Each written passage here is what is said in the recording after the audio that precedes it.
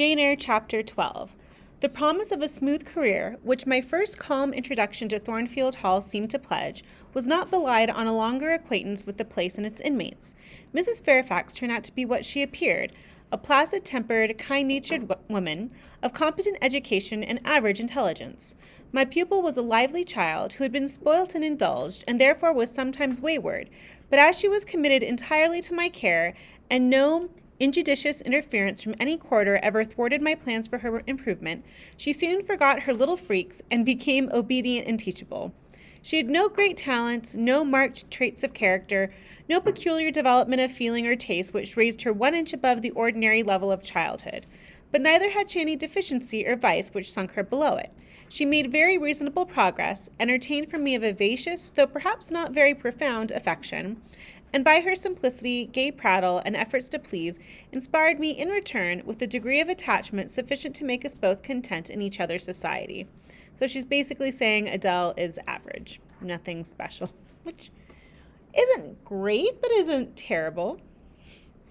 This par parenthesis will be thought, which is like a parenthesis of information, will be thought cool language by persons who entertain solemn doctrines about the angelic nature of children and the duty of those charged with their education to conceive for them an idolatrous devotion. But I am not writing to flatter parental egotism, to echo cant, or to prop up humbug. I am merely telling the truth. So she's already saying, man, you're a little harsh towards this kid, like saying she's just ordinary. And so she's explaining why she's saying that. And she's like, look, I'm not here to say all kids are exceptional. I'm just trying to tell my truth and what I've experienced. I felt a little conscientious solicitude for Adele's welfare and progress, and a quiet liking for her little self, just as I cherished towards Mrs. Fairfax a thankfulness for her kindness, and a pleasure in her society proportionate to the tranquil regard she had for me, and the moderation of her mind and character.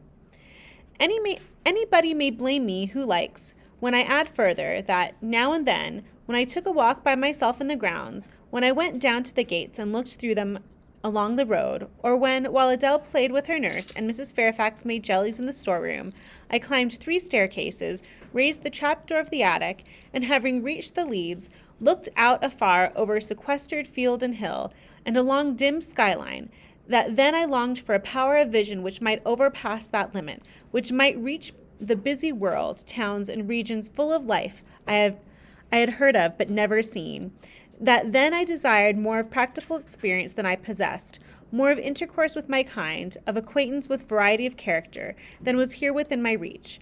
I valued what was good in Mrs. Fairfax and what was good in Adele, but I believed in the existence of the other and more vivid kinds of goodness, and what I believed in I wished to behold. Who blames me? Many, no doubt, and I shall be called discontented. I could not help it. The restlessness was in my nature. It agitated me to pain sometimes. Then my sole relief was to walk along the corridor of the 3rd story, backwards and forwards, safe in the silence and solitude of the spot, and allow my mind's eye to dwell on whatever bright visions rose before it.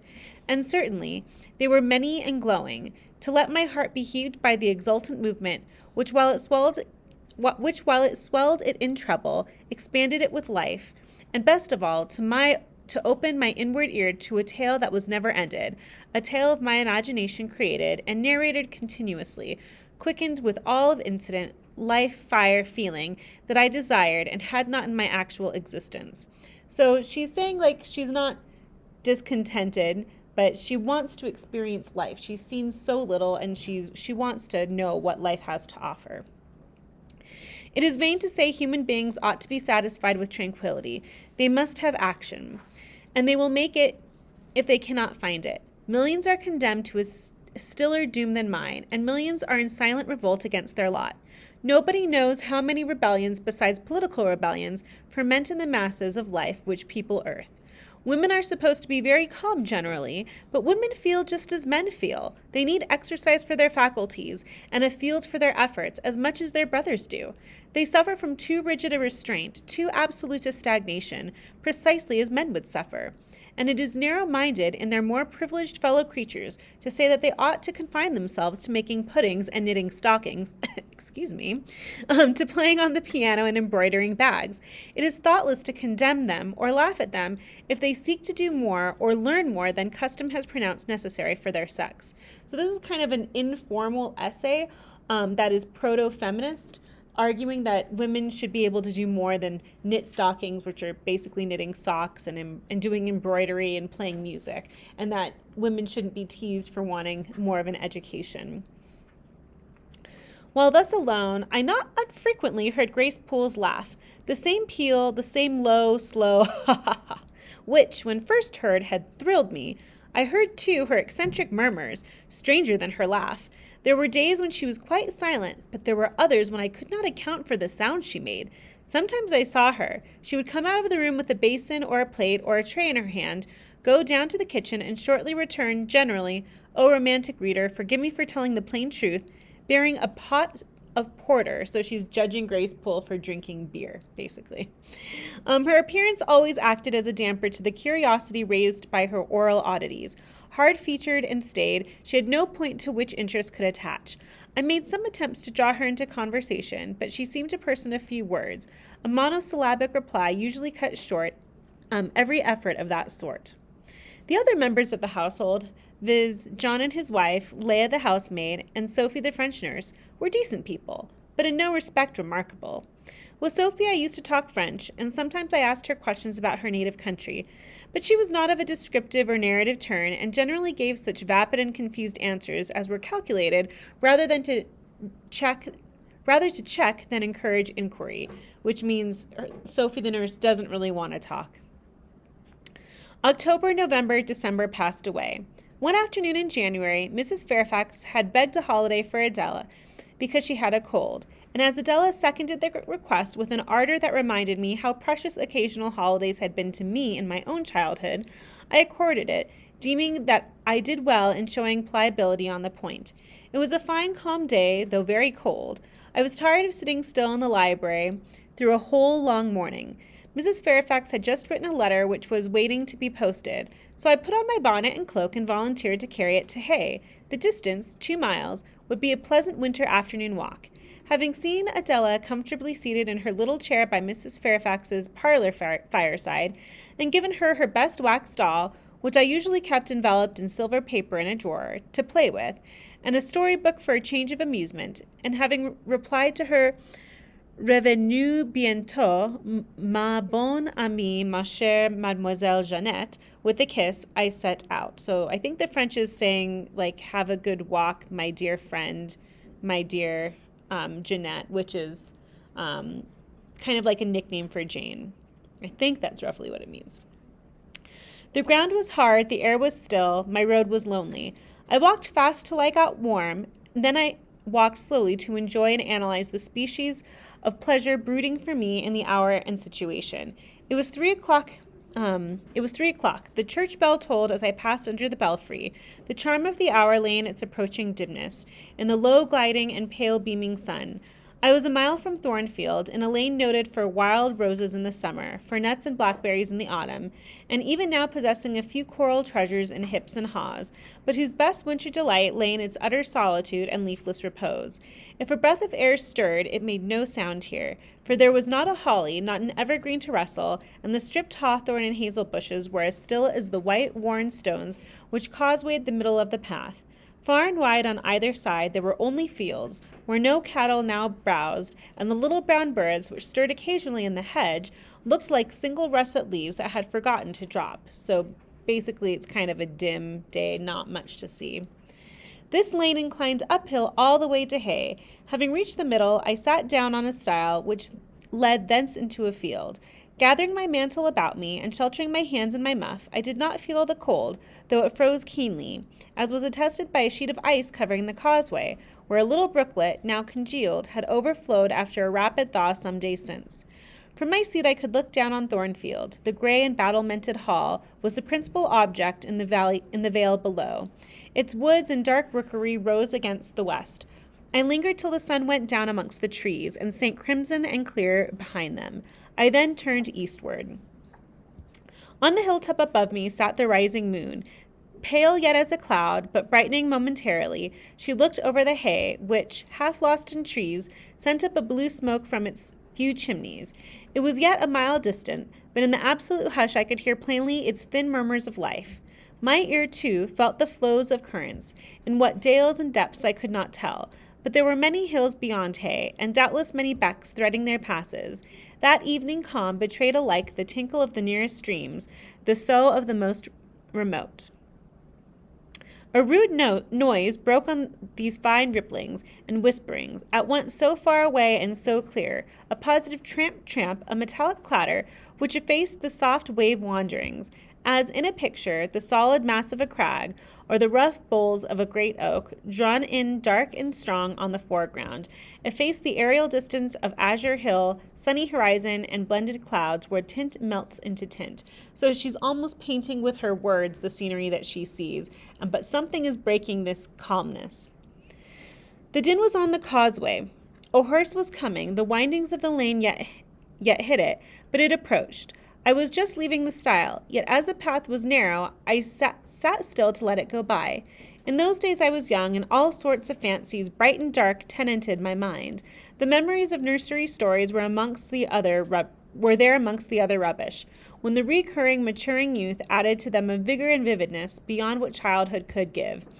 As the horse approached, and as I watched for it to appear through the dusk, I remembered certain of Bessie's tales, wherein a figure of North of England spirit called a Gytrash, which in the form of a horse, mule, or large dog, haunted solitary ways, and sometimes came upon belated travelers, as this horse was now coming on to me. So this is building up suspense by bringing up legends from a different time period.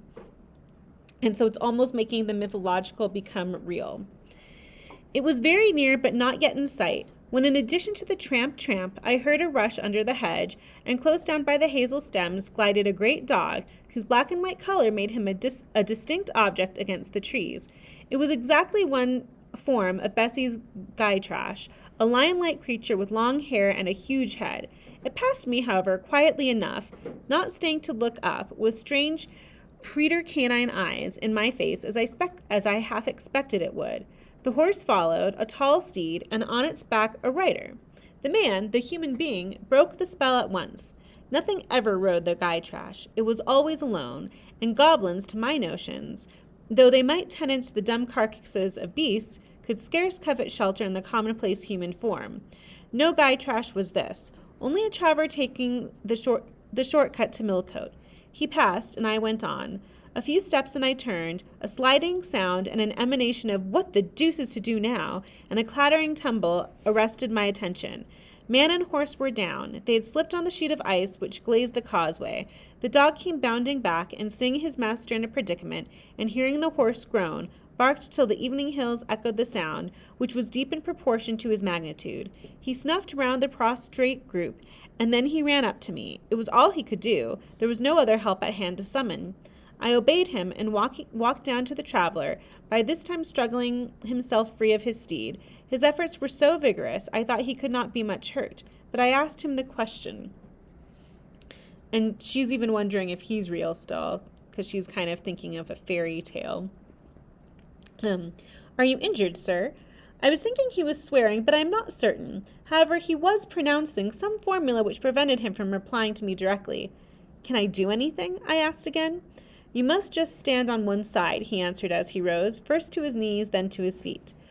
I did, whereupon began a heaving, stamping, clattering process accompanied by a barking and baying which removed me effectually some yards distant, but I would not be driven quite away till I saw the event.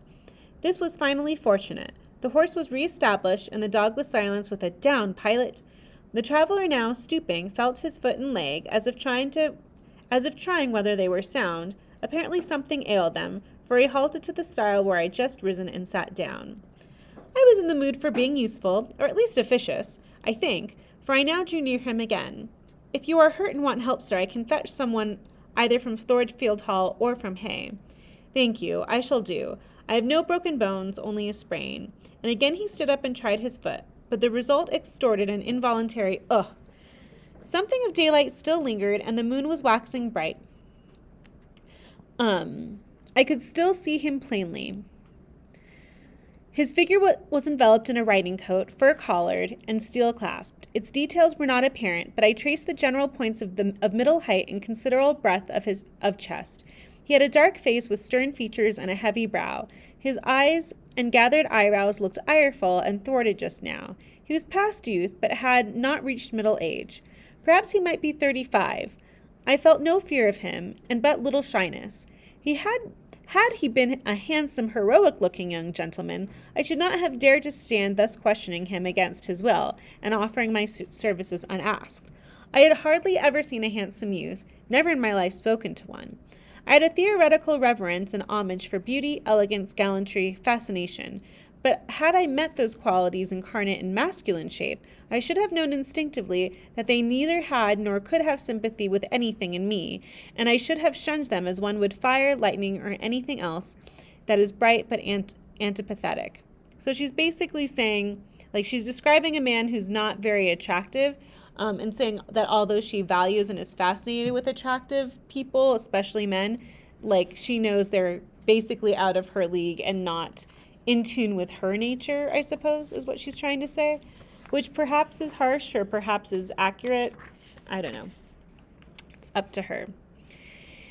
If even the stranger had smiled and had been good-humored to me when I addressed him, if he had put off my offer of assistance gaily and with thanks, I should have gone on my way and not felt any vocation to renew inquiries.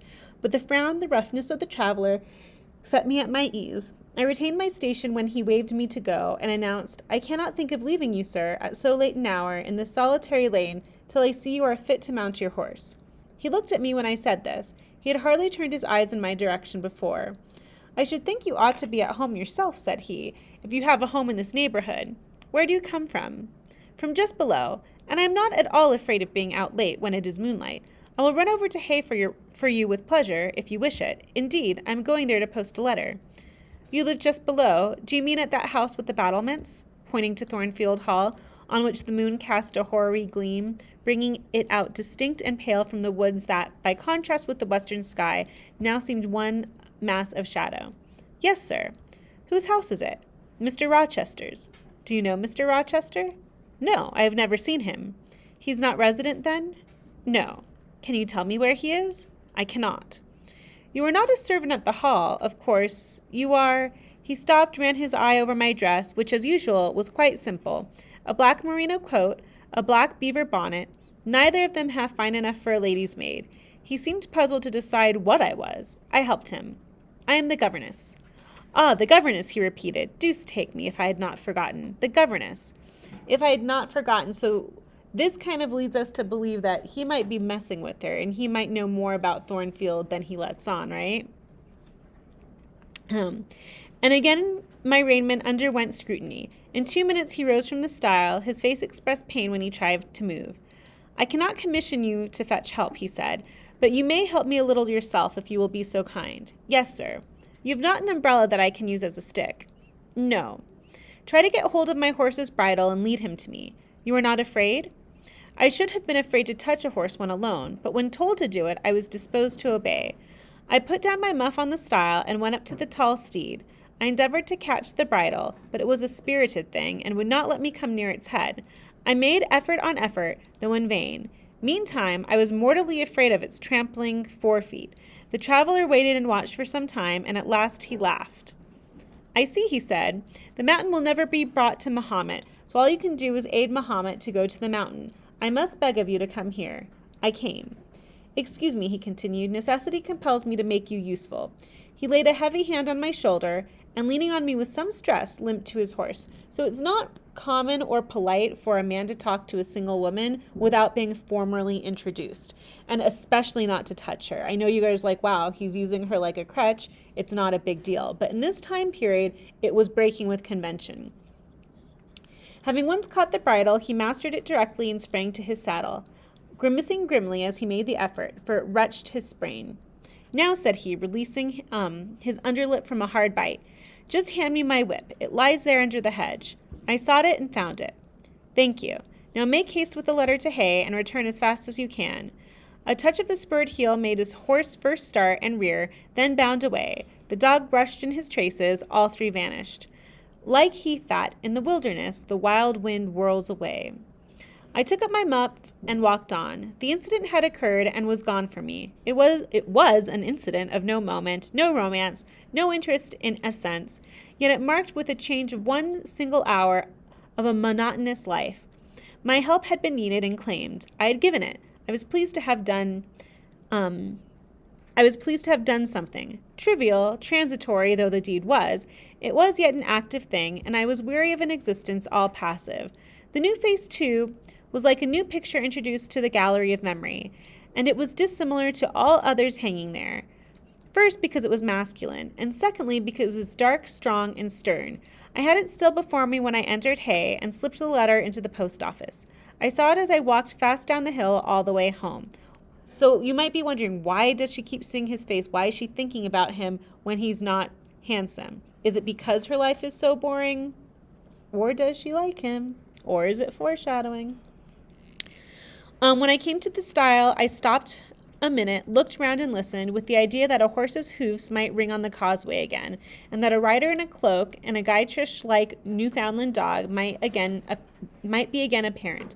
I saw only the hedge and a pollard willow before me, rising up still and straight to meet the moonbeams. I heard only the faintest waft of wind roaming fitful among the trees around Thornfield, a mile distant. And when I glanced down in the direction of the murmur, my eye, traversing the hall front, caught a light kindling in a window. It reminded me that I was late, and I hurried on.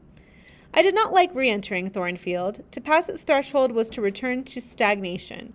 To cross the silent hall, to ascend the darksome staircase, to seek my own lonely little room, and then to meet tranquil Mrs. Fairfax and spend the long winter evening with her, and only her, was to quell wholly the faint excitement wakened by my walk, to slip again over my faculties the viewless fetters of a uniform and all too still existence, of an existence whose very privileges of security and ease I was becoming incapable of appreciating. So she wanted something like this, and now she's already tiring of it. What good it would have done me at that time to have been tossed in storms of an uncertain, struggling life, and to have been taught by rough and bitter experience to long for the calm amidst which I now repined.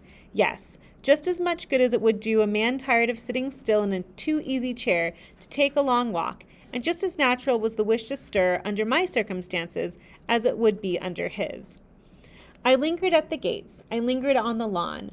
I paced backwards and forwards on the pavement. The shutters of the glass doors were closed. I could not see into the interior, and both my eyes and spirit seemed drawn from the gloomy house, from the gray hollow filled with rayless cells, as it appeared to me, to that sky expanded before me, a blue sea absolved from taint of cloud, the moon ascending in its solemn march to her orb, seeming to look up as she left the hilltops, from behind which she had come, far and farther below her, and aspired to the zenith, midnight dark in its fathomless depth and measureless distance. And for those trembling stars that followed her course, they made my heart tremble, my veins glow when I viewed them. Little things recall us to earth. The clock struck in the hall. That sufficed. I turned from the moon and stars, opened a side door, and went in. The hall was not dark, nor was it lit, only by the high-hung bronze lamp. A warm glow suffused both it and the lower steps of the oak staircase.